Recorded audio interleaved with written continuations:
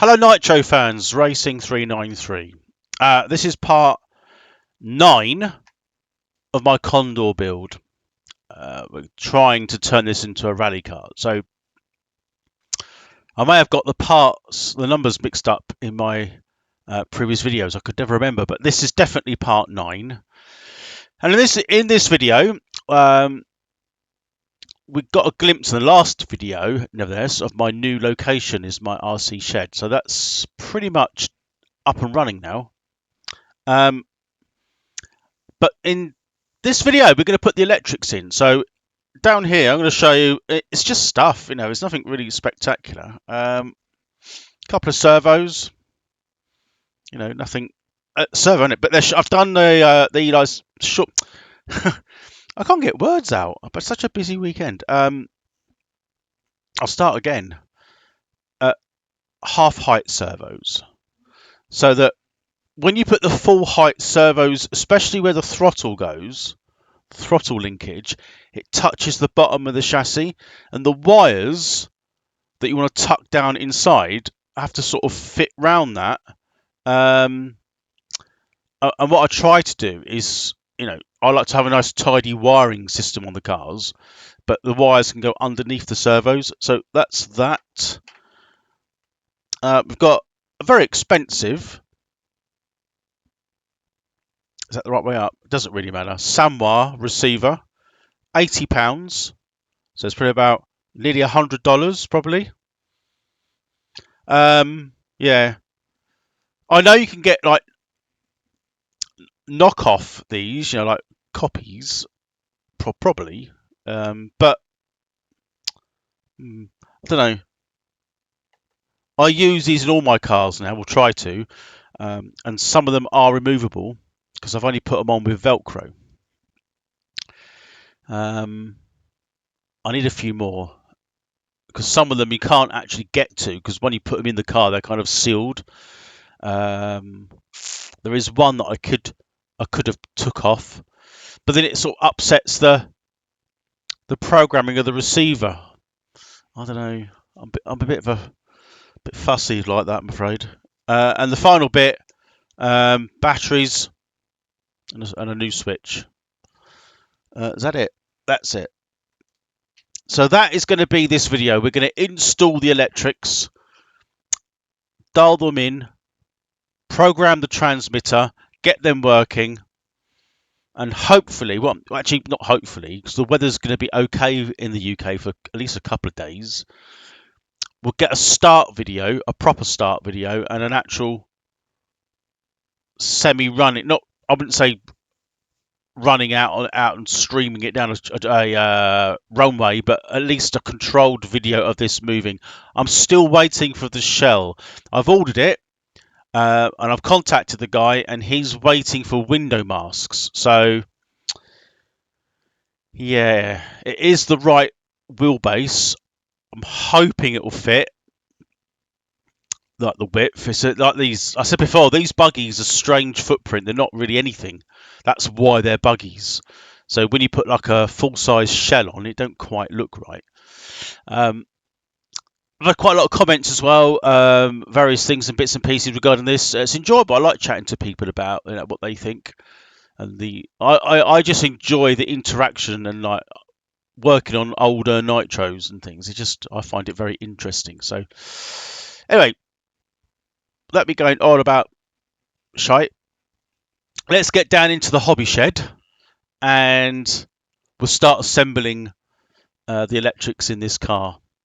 So in the previous episode, we got this running.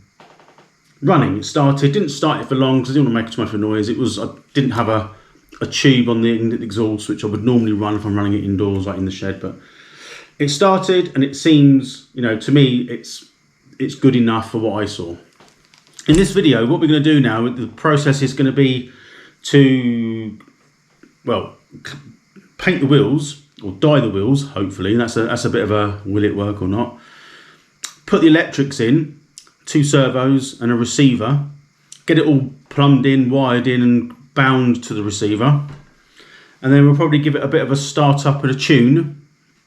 I can actually do that in the garden area when it's not raining, as it's always raining in the UK this time of year. And I've got a Bodyshell on order, so I'm not gonna, at the moment I haven't got it, but towards when this video is ready to go and get released, it might be in, so I can show you it maybe at the end of the video, I don't know. So right, so first things first, we've got to get the wheels off. One of these wheels has got a bit of damage on, so I've got some super glue here to bind it together. And Rit dye, this looks pink, but it's actually what they call, I quite like racing red. I mean, that's great, isn't it? So I bought that, I wasn't going to do it in red. I'm not a massive fan of bright coloured wheels, but I don't mind red. But it had racing on it. I just could not avoid buying that. So this is a little bit suck it and see. I have dyed wheels before, but they've been newer plastic nylon wheels from Tamiya. These are old, really old plastic wheels, and they've still got the tyres on. This could all go horribly wrong. So I'm literally just boiling the water now. So you get, the water needs to be boiled and then down to a simmer, and then you pour that in, and that's it. And then you put the wheels in with the tyres in this case. So this is a bit of a thing. Anyway, yeah, let me, I'm going to do that now. I'm going to take the wheels off. I'm going to repair, I think it's the front wheel. One of these front wheels is damaged, I think. So I'm just going to sort of seal that up. And I'll show you the process so you can see for yourself if it works. So I'm going to crack on with this. So this is one of the wheels that's damaged. You can see, can I move that? Can you see that damage there? Don't know if you can see it. So I'm just going to smear that area with some super glue. I've got Gorilla super glue. And the other problem is, I noticed this the other day, it's got a split tyre, which I didn't notice. Not this makeup, I've got other wheels and tyres, doesn't really matter. The same ones actually, but they've got chrome. So I might just sort of smear a bit of super glue over that as well. I'm just trying to preserve what I've got, if I'm honest. As I said, that's the Gorilla. Is it called Gorilla? Gorilla. It's supposed to be right. The thing is with super glue is you buy it and you think that's good, and you use it once, and you never use it for months. And you go back to it, you think, oh, super glue, I need that, and it's dry as bollocks. So you throw it away and buy more. At least I've got 2 in this one, so hopefully should be all right. So I'm gonna do this. There's no point me showing you glue it because I'm not gonna end up, I'll be stuck to the camera and stuck to myself. So I'm gonna sort this out, sort the tar out. The water's boiled. I'll move the camera in a minute and we can go through this together. So bear with me. So there's the dye, and it's in there boiling. Now when it boils, you then have to turn it down a fraction, which is what I'm going to do now. It looks like blood.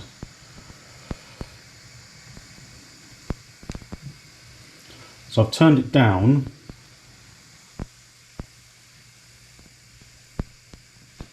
Like that. I'm now going to put some, well, I'm not going to put some, I'm going to put the wheel in. But I'm going to get a, thing is, you don't want this going absolutely everywhere. It'd be absolute disaster. It's the worst thing to do in a kitchen that you don't want to mark anything, let alone the pots and pans. So let me move that. Okay. Right. So I'm going to just try one at a time. They've got the wheel here with the tyre. This is all going to go wrong, isn't it? Right, let's put it in. I don't know what's going to happen.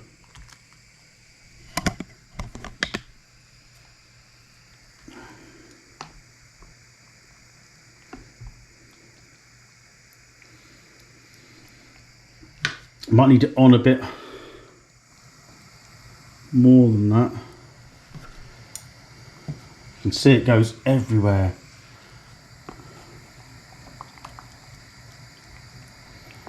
It is dyeing it, but I suppose it depends how long you leave it in there.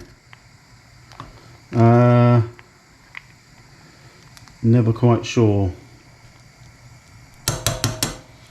when you get new tyres, new wheels, like out of the packet, especially the modern wheels, they do tend to absorb colour much better. I should time this really, but I haven't. So it doesn't look like it's sticking to the tyre, which is good. I'm trying to hold the camera and look at what I'm doing. I don't know, maybe a couple of minutes because it's old wheels. Sorry, I'm looking at the clock, I'm not looking at the camera. I do apologise. I would say somewhere around a couple of minutes in there, but not much, because I'm going to take this one out now. Right, I think that might do.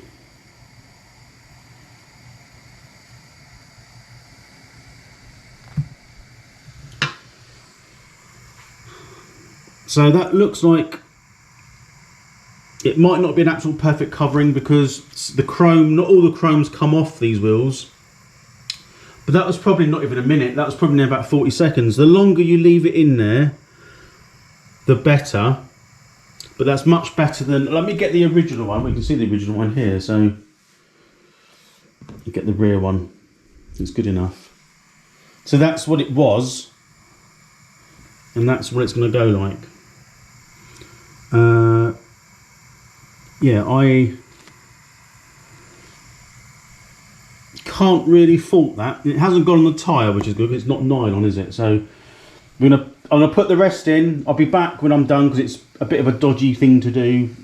Colour red everywhere. So let me just plonk this in. Oops. And I'll be back when they're all done. And there you have it. So it's not bad. It's not perfect because they're really old wheels and tyres. The tyres didn't get stained, although my hand did a little bit there. And the pan that I boiled them in. It's clean now, but it did have a red like dye in it. I wouldn't be a popular person. So if that's cleaned, all cleaned out, good. And they're done. So we're going to get them on the car now, and then yeah, there's not much else at the minute. I'm still waiting for bits to arrive. But this video will be completed anyway with it like a running video of sorts. So yeah, let me put these on and we'll have a look at the car, the chassis, once I've installed them. And there you have it. They're the wheels and that now on the car. They look alright, look a lot better than they did white. Definitely 100% better than they did crappy chrome. I don't know why chrome is a thing in RC. I suppose there's a place for it depending on the model, but just chrome is shit. Genuinely, I don't even like I said in other videos, I don't even like chrome in real life. But they're on. Note to self, I think dyeing anything needs to be done with exclusion of everything around you that's ever existed, even life, because it goes everywhere. Although it's only water, it's like coloured water now, as you can see. But it goes, it's absolutely everywhere. I mean, it's on my hands, it's on there, it's running off the tyres, out of the tyres. I suppose that's the disadvantages of having to leave the tyres on the rims and soak them. But anywho, we're kind of there now. Right, onwards and redwards, rich dye. Jeez. I think next time I need to take a little bit more forward planning about where I do it. Don't ever do it indoors, or you're dead. Anyway, that's it for this part of the video. We've done that. I'm gonna for me wait for the other bits to turn up, but for you, I shall see you in a jiffy. And here we are in the shed. New location. Right, you can see the car here. It's all complete as it was last time. It looks really good actually. I think it's not going to take long to do this. So I think the first thing, we're going to take this servo out. I'm hoping that the servo horn is the same teeth as what the new servos are. It's not a big issue if it isn't, but because we can use the other horns, but it just means taking all the linkage off again, which, you know, is a bit of a faff. Yeah, okay, alright, so I'm gonna a bit close up of these servos. They're just cheap, what are they called? G-Tronics or something. Yeah, it's a standard servo, isn't it? So, but at least they're half height, which means, you know, the servo that's already in there is full height and it goes all the way down to the chassis. I'm kind of hoping that it does fit in here, which it should do. It should go in. I think it goes in the other way. I've got a feeling that it goes in, ironically, from that way. If that's the case, just got to take these out, fit them to this, and then bolt those back in. It's no big issue really. Right, in the meantime, I think I'll give this a bit of a charge, be ahead of the game. I'm just going to put the bits and pieces on, charge this up, just start putting the servos on, and I'll be back when I've got it in there. Okay, servos are on. That was a mission. That took far longer than it should have done. If you can hear a noise in the background, it's only my fan heater. Yeah, that was, I don't know what was going on there. Anyway, it's in. There's a couple of extra screws needed for the top servo. I can't find the screws. I think I need to get some flathead ones. I've got taper. I'll just try and dig some of those out, put them on. Yeah. So now I suppose the best thing to do is going to be binding the receiver, centralising the servos, and then putting the servo horns on,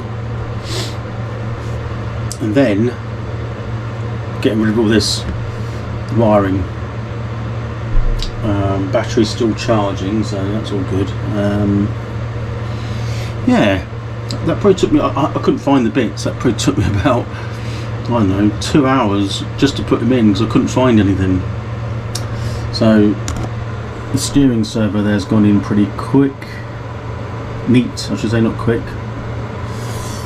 The throttle servo's pretty good as well. Yeah, let me, oh, I've got the, you can see there, look, steering arm, got to put that on. Yeah, anyway, let me find some nuts and bolts just to put this one in a bit more secure, and then I'll be back. Okay, all bound, nice and easy. I've got to do the end point, so just to prove. So it all works really well. Yeah, I'm going to just sort the end points out and tidy up the wiring. And there it is, all done. Steering.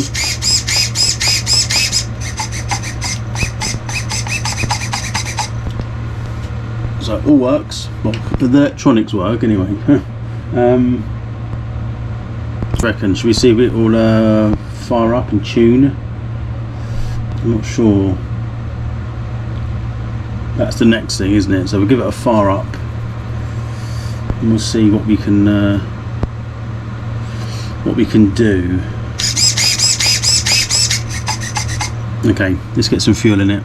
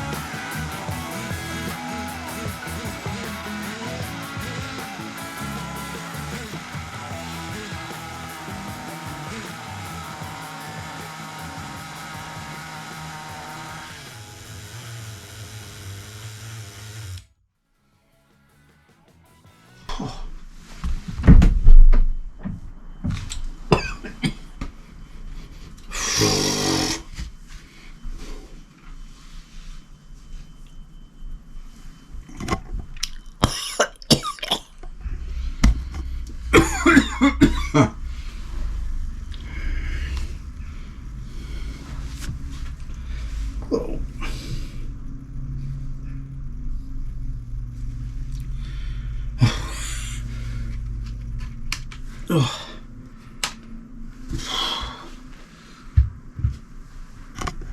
Oh, gotta think of another way. Eyes. Oh. Well, it works. I don't think the fuel tank's sealing. It needs another seal, I think. There's something iffy there. Definitely, because when you try to sort of stop the engine with the exhaust, it didn't do it. I've probably got another exhaust tank seal with spares, so I'll have to, when I get a chance, check those out. But well, there you go. What do you think? It all works. It started. Wasn't good, a bit of a running, but it's just in the neighbourhood. It just people complained, didn't they? So I didn't bother. But you can see it started a little bit of a tune, and it was okay.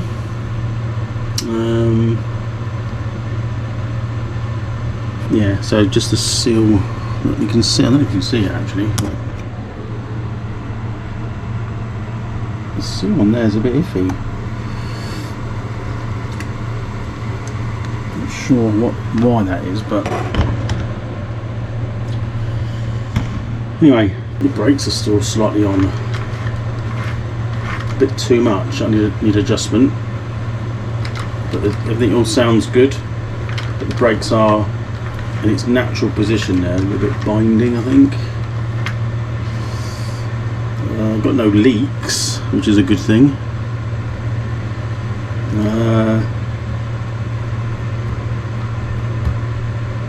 We could do running a little bit richer. It did get hot, but you know, I suppose the engine could be knackered, couldn't it? Really, but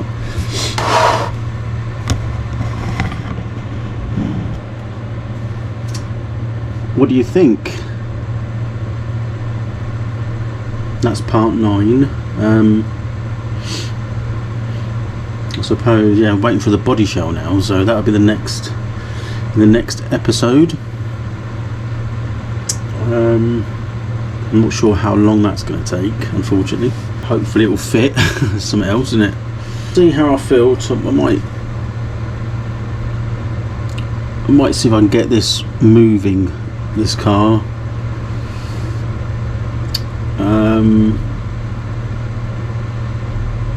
Just to see what it responds like. I don't know yet. Anyway, that's the end of part 9. And this is the RC shed. What do you think? A little sort of scoot round. It's still smoky in here. There's stuff everywhere, really, but it's getting there. It's better than being indoors. It's going to be cold out here in the winter, though. But anyway, let me know what you think. It's come a long way. It's 9 parts to get to this stage. You can see all the wiring sort of neat and tidy, put away. The antenna aerial is here. That's a little bit loose, but it'll go through the body shell. It does look a lot better, and at least it works.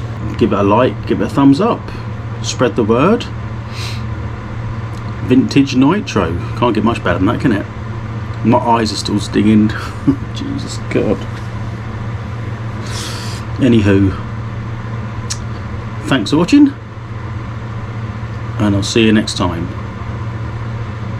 Bye for now.